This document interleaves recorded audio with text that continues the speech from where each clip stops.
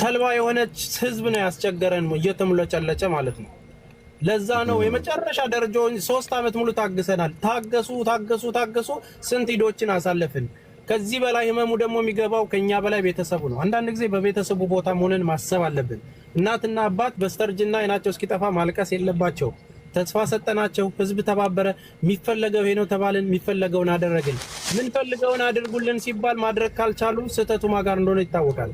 አንድ ነገር ልንገራችሁ፣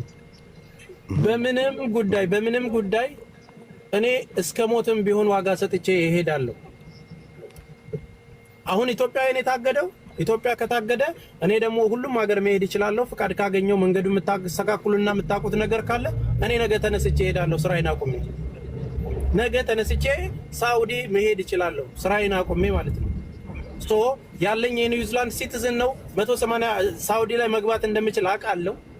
ይሄንን ነገር አሬንጅ አድርገው የሚነግሩኝና እዛ ሄደውን ሊያስተካክሉልኝ የሚችሉ እኔ ባይኔ ማየት ፈልጋለሁ። መጀመሪያ ትኑር አትኑርን እህቴን ማየት ፈልጋለሁ። ያንን ለማድረግ ደግሞ ዝም ብዬ ስለሄድኩ አይደለም።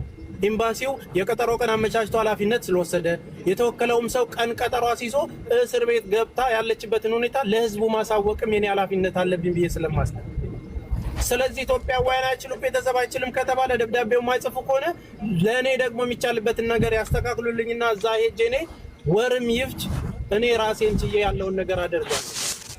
ያው ስልክም ለረሺዳም ነገራት ያለውን ነገር ኮንታክት እናደርግ። ነገ መልሰን እንመጣለን። እንደሞት ይሰጣችኋለሁ። ተዘጋጁ። ሪከርድ አድርጉኝና ይህን ሼር አድርጉልኝ ላላችሁ የሳውዲ ኤምባሲ የጅዳም የሪያድም የሁሉም ኃላፊዎች እንደዚሁም ደግሞ በሌላ ኑር ሰቦ ጉዳይ ላይ ኮሚቴ የነበራችሁ ሰዎች በተለያየ ድጋፍ ላይ የኩፖን ማሸጥ ስራ ላይም የተሳተፉ እህት ወንድሞች እናንተ እንግዲህ በጣም በቁጥር ብዙ ናችሁ። ብዙ ነገር እየሰራችሁ እንደሆነ ይታወቃል። በኤምባሲው ላይ ብዙ ኬዞችም እንደሚመጡ እናውቃለን። ነገር ግን የሌላ ኑር ሰቦ ጉዳይ ወደ ህዝብና ወደ ሚዲያ መጥቶ እያንዳንዱን ነገር አልፈን የሚያስፈልገውን ብር ሞልተን በእያንዳንዱ ማስረጃ ወደ ሳውዲ ኤምባሲ ገብቶ ለሟች ቤተሰብ ብሩ ተከፍሎ የሞት ፍርዱ እንደተነሳላት እኛ ጋር የተላከበት ዶክመንት አለ። ወደ እናንተ የገባበትና የሞት ፍርዱ የተነሳበት። አዎ የሞት ፍርዱ እንደተነሳ እናምናለን። በራሳችሁ መስመር ጥያቄዎች ሲመጡ ይህንን ነገር የሚያከናውኑ የኮሚቴ አባላቶችን ኤምባሲው በመጀመሪያ ጠርቶ ምን እንደደረሰው ማረጋገጥና መጠየቅ አንደኛ።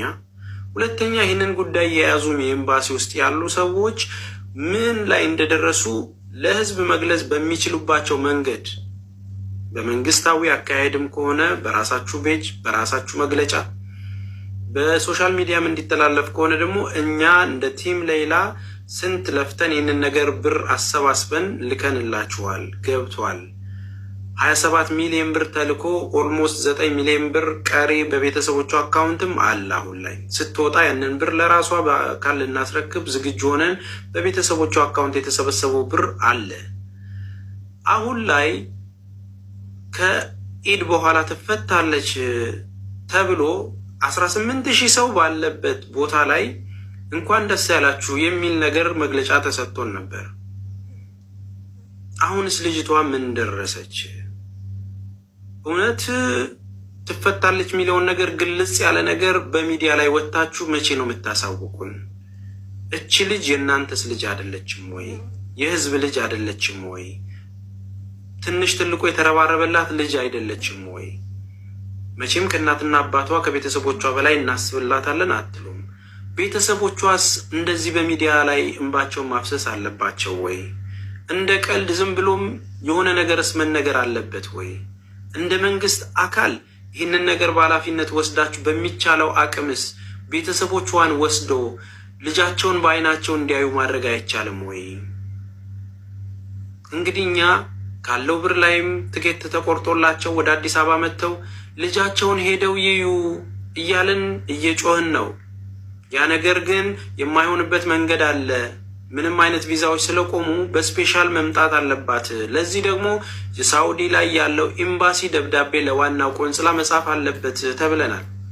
እቺን ደብዳቤ መጻፍ ያቃታችሁ ለምንድን ነው? ለምንድን ነው ኮንታክት ማታደርጉን? እኛን ተውን እሺ፣ ወይ ሚዲያ ላይ ስለምንናገረው ነገር ደብሯችሁ ወይ ቅር ብሏችሁ ሊሆን ይችላል። አሊያም ደግሞ የእናንተ አሰራር ከኛ ጋር መስራት ላይሆን ይችላል። ለህዝቡስ መቼ ነው የምታሳውቁት? እናትና አባቶቿን ወንድሞቿ መጥተው ማየት ይፈልጋሉ። ያንን ነገርስ እንደ መንግስት ማስተካከል አይቻልም ወይ? እቺ ልጅ ልትፈታ ትንሽ ቀን የቀራት ጠብቁ ከማለት ውጪ ቤተሰቧ በአይነ ስጋ ሄደው አይተው የሚያርፉበትን እኛን